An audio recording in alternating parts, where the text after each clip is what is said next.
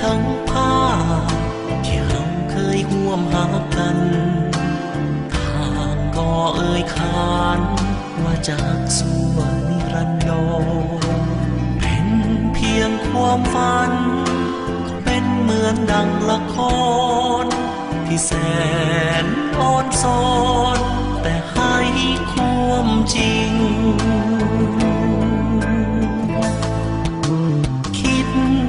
ทั้งภาพที่เราเคยห่วมหากันทางก็สุขสันต์บอกเคยคิดว่าจะสั่งตรงกลายเป็นความทุกข์เป็นความเจ็บคืนคมที่แสนระทมหยดด้วยน้ำตา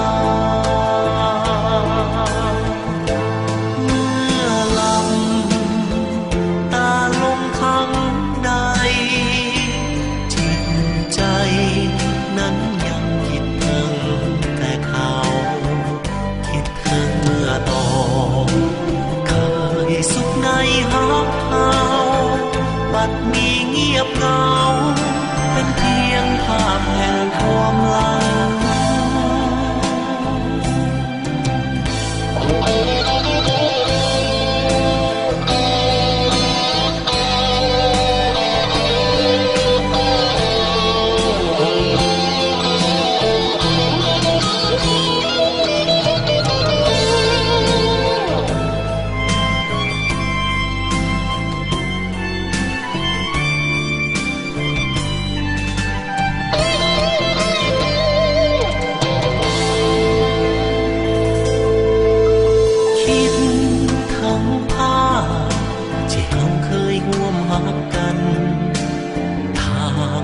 สุขสันต์บอกเคยคิดว่าจะสันตรง